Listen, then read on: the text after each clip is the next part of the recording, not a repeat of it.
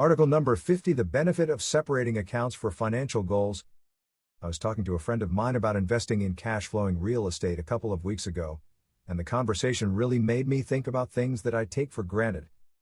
I want to be clear that she is an extremely intelligent person, is an MD, makes a great income, is married to another doctor, puts money away into her 401k, and has a very nice house. She just isn't into investing and doesn't spend a lot of time thinking about finances.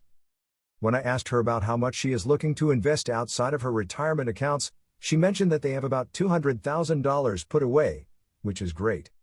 But that is when the conversation got particularly interesting. That $200,000 includes not only what they wanted to invest, but also money put aside for a large house renovation, their emergency fund, and their vacation fund. They didn't have clear ideas of how much money was in each of those buckets. Like many people, they were using a single bank account for all of their goals. Since they didn't have the allocations clearly defined, they weren't sure how much they had to invest or how close they were to funding their renovation. I have been using separate bank accounts for separate goals for so long, it was a good reminder that not everyone does that. Many banks, including Capital One, the one I happen to use, allow you to set up savings accounts with no maintenance fees and no minimum balances. When I have a new financial goal, I set up an account to track my progress, or simply repurpose an unused account. I have accounts for vacations, taxes and insurance, home repairs, investments, and gifts. Having goal-specific accounts lets me easily see how much money I have saved. It also lets me allocate money to each goal deliberately.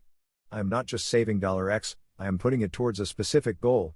So I can put $X towards my vacation every month, $Y into investments, and Zimbabwean dollar for escrow. And if I get a bonus or otherwise generate some extra cash, I allocate it to my goals however I want to. Of course, I didn't come up with this method. It is closely related to the envelope method credited to Dave Ramsey and used by many others. I just applied it to my savings goals, not my budget specific.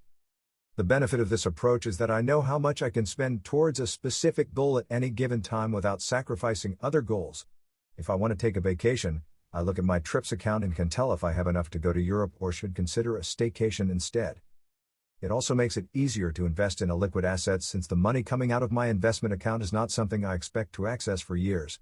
The other accounts have the money that I need in the near term. After setting my budget and automatically allocating money towards each of my goals, I no longer question how much I have to spend towards each goal. I know where I am, can see the progress being made, and once there is enough money, I can spend it without any concern about whether or not the fund should be used elsewhere. If you aren't sure how much you have to spend on your goals, I highly recommend setting up a system like this to help gain clarity. If you have any questions or comment about this post, please email them to me at blog@mbcray.com. I will reply to the questions that are straightforward and will turn the questions requiring more detailed answers into future blog posts. This article is my opinion only, it is not legal, tax, or financial advice. Always do your own research and due diligence. Always consult your lawyer for legal advice, CPA for tax advice, and financial advisor for financial advice.